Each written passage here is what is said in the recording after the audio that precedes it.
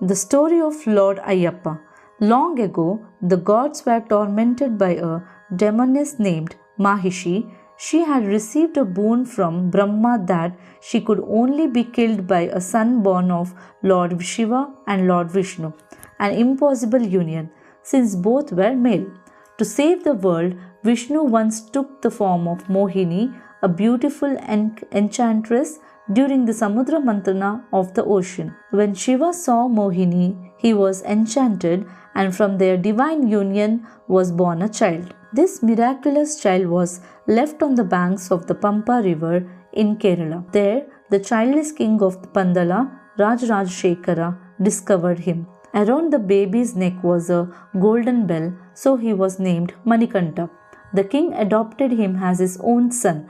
Manikandan grew up into a wise, courageous, and compassionate prince, deeply loved by his people. Soon after, the queen gave birth to her own son. Some ministers, fearing Manikandan's rise to power, conspired against him. They persuaded the queen to pretend to be gravely ill and claim her only cure was tiger's milk.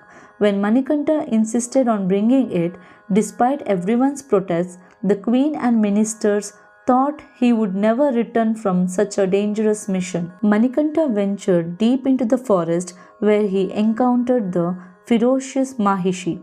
In a fierce battle, he slew her, fulfilling the divine prophecy. After her death, Mahishi, true form, a celestial being, emerged. She praised Manikandan and attained salvation. As he stood victorious, the god appeared before him, revealing his true identity as a son of Shiva and Vishnu. But Manikandan, still in his princely form, remembered the promise he had made to his stepmother to bring tiger's milk. Lord Indra, the king of Devas, offered his own form to help.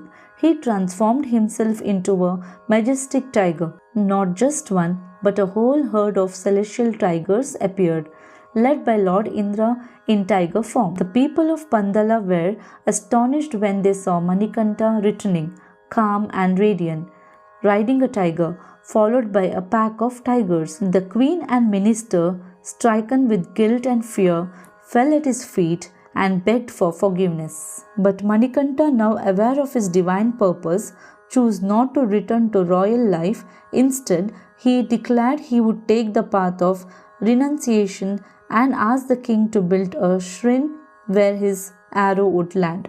Manikandan shot an arrow that landed at Sabarimala, a hill deep in the forest. The king, heartbroken yet obedient, built a temple there. Manikandan promised to reside eternally at Sabarimala as Lord Ayyappa, blessing all devotees who approached him with a pure heart. To this day, millions undertake the pilgrimage to Sabarimala. Devotees prepare austerity, wearing black or blue clothes, practicing celibacy, and chanting Swamiye Sharanam Ayyappa. They carry the sacred Irumudi Kattu and climb the 18 holy steps of the temple.